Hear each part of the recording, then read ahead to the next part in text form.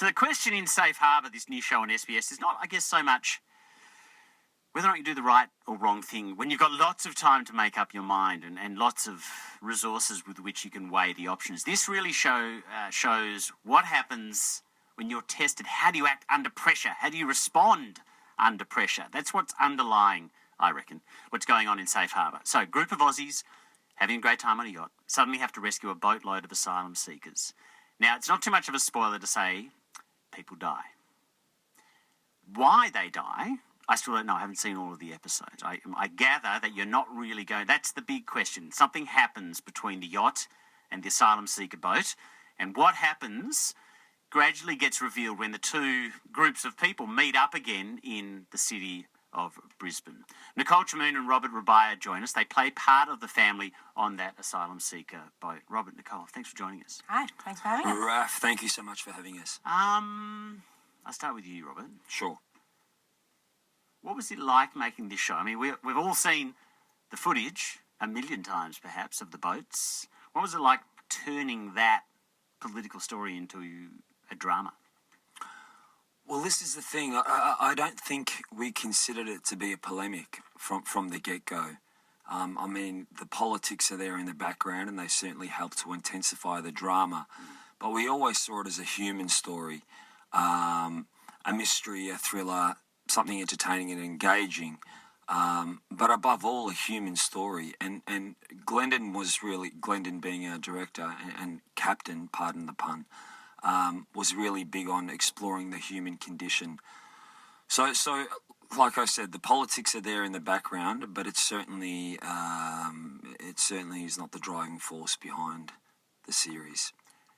Nicole, I want to know what it was like for you making this, and you have just come out of something else that I've raved about, which is the Romper Stomper series. I have, yeah. So I guess similar issues. Neither of them are polemical, but they are stories ripped from the headlines. Mm-hmm. What was it like being part of Safe Harbour?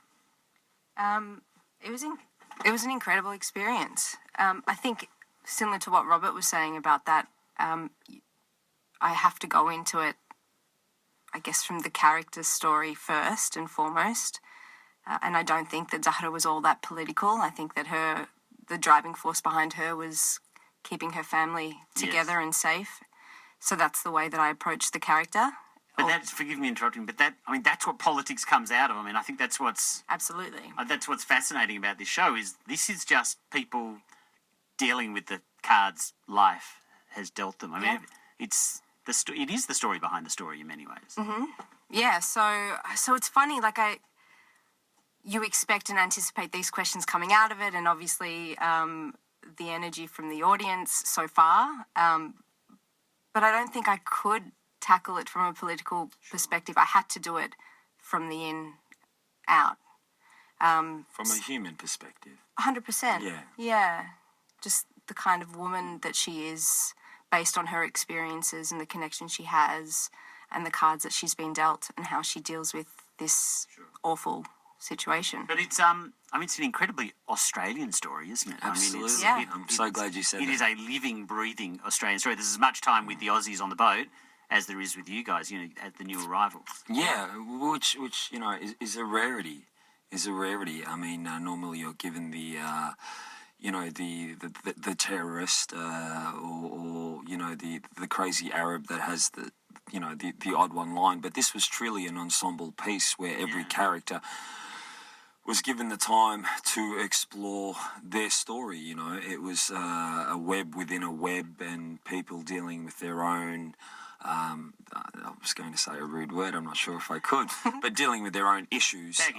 Baggage, fantastic. And that's why you're sitting behind that desk. But yeah, absolutely. Look, dealing with their own baggage and their own their own demons, I guess. And that was one of the beauties about it. It was truly an ensemble piece, in every sense of the word. Nicole Chamoun and Robert Rabiah are with me. They are part of Safe Harbour. I wanted to ask you guys, actually, The Big Sick, which I haven't seen. But I wanted to play you a little bit from Kamal Nanjiani, who said this at the Oscars. So he was part of The Big Sick, and he was talking about representation. And I just wanted to play a little bit of what he said, because Hollywood, I think, its representation is changing. This is what he's the driving force and the lead actor of the Big Six, said about what we see on our screens. Some of my favorite movies are movies by straight white dudes about straight white dudes. Now straight white dudes can watch movies starring me, and you relate to that. It's not that hard. I've done it my whole life. Are we getting better at it? Yeah, absolutely. I mean, I did see that, and it certainly warmed the cockles of my heart to hear that. I think the status quo is changing, for the better. New lines are being drawn in the sand, and that was a great example of that. Although it was a soundbite, it certainly resonated throughout the industry, really. It was a lovely moment, particularly being an actor of ethnic minority, to hear that. Yes. It was consoling.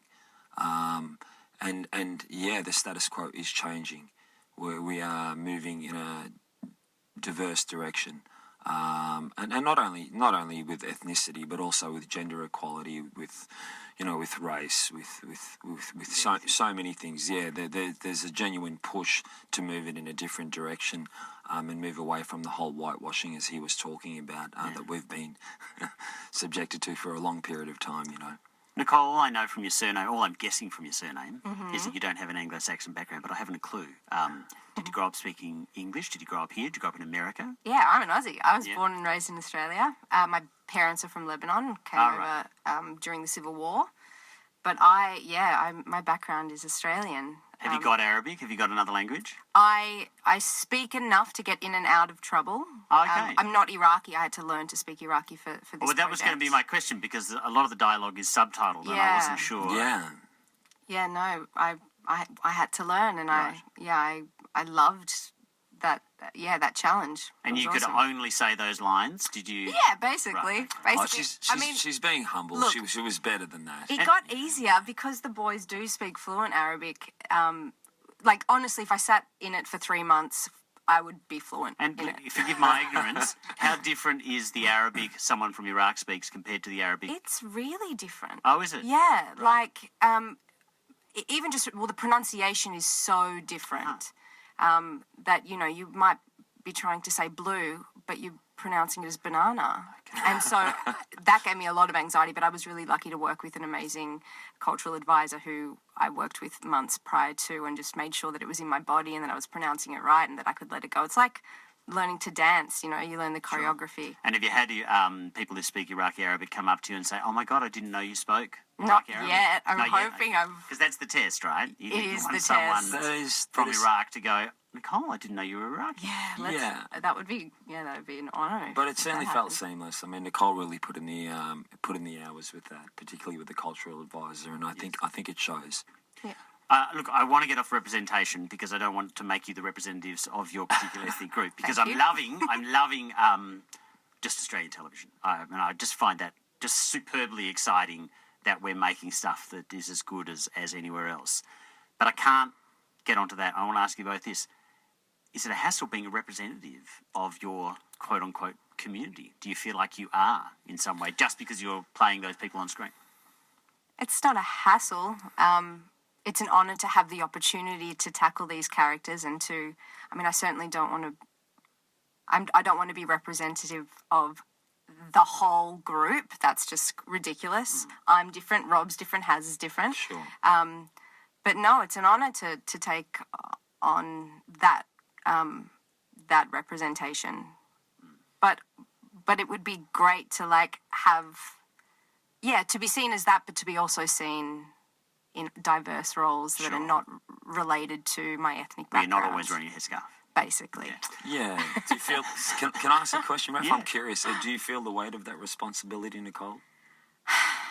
I don't think I've allowed myself to really sit in that because it would be overwhelming and I wouldn't be able to do my job properly. It's important to know that and especially, Romper Stomper and this one, to be a face that others can recognise themselves in. That's important. In a positive way. What a gift. Yeah. Yeah, and it's nice to finally see what's being, reflected on our streets for a long period of time in our neighbourhoods, the neighbourhoods that we grew up with, reflected on screen. which is a wonderful, valuable thing. And can I just say, I would hate to ever be the Jewish representative across the country. That would seem to be completely mental. But I want to ask this question. I can't tell the difference anymore. This is the exciting thing. If I'm watching Ozark on Netflix or I'm watching Safe Harbour, I mean, you used to really notice we don't have the money. Clearly the US still has more money and the production values. I mean, you can't compete with House of Cards. But does it feel to you like the stuff is the same as what's coming from overseas? Because it feels, as a viewer, that way to me. To what extent? Quality of writing, quality of filming, quality of tension. You know, there's no shortcuts. It doesn't feel like we can't do what they do. It doesn't feel like that to me anymore. I just wonder if on the inside of the machine it feels like that. I guess the difference is time. Yes. Just to have the time to really work on all of those aspects of film and television making.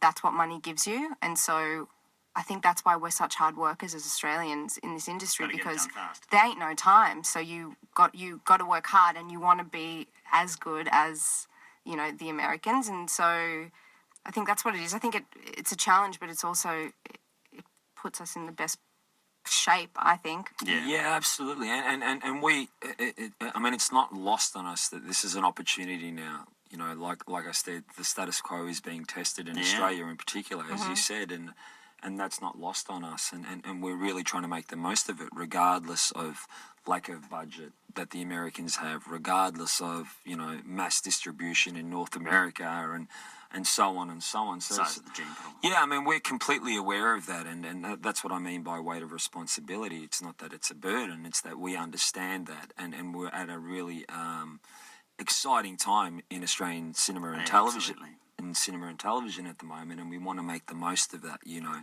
and represent what we need to represent to the best of our ability. It's great TV. It's on at 8:30 p.m. tonight on SBS. They're getting better. Keep in mind, SBS don't always... I know there were lots of complaints came my way. When Handmaid's Tale, you couldn't see it perfectly on SBS on their replay service. Cost the SBS and it cost the ABC a ton of money every time you click on that little thing and the server somewhere starts up. So you can either catch it tonight at 8:30 on SBS TV, or you can catch it up on the SBS's player as well. Nicole Chamoun, Robert Rabiah are two of the great cast in Safe Harbour. It's 4 parts, yes? Yes, it is. And Raf, may I be so bold as to add just one more thing? Yes. I just wanted to say that this was... Appreciate it, sir. This was such a Herculean effort, you know, everything that we've spoken about, and it really was the sum of many parts. Sure. You know, executive producer Sue Masters. She knows what she's doing in TV. Well. Yeah, absolutely. She's the boss. I mean, they were champions of this project. If it wasn't for her, Michael Abid, Marshall Head, all from SBS, Stephen Corvini, Marianne Jade, who put this amazing ensemble together. There were a lot of heavyweights who really championed this project, and if it wasn't for them, it certainly wouldn't have been made. So we feel, I think, fortunate, Nicole, to be a part of Absolutely, that. yeah. Well, look, I'm loving it. Just for sheer personal selfish pleasure, the idea that I can watch dramas ripped from the headlines on my TV screen. It's very exciting. It's on TV tonight. Thank you for coming in, guys.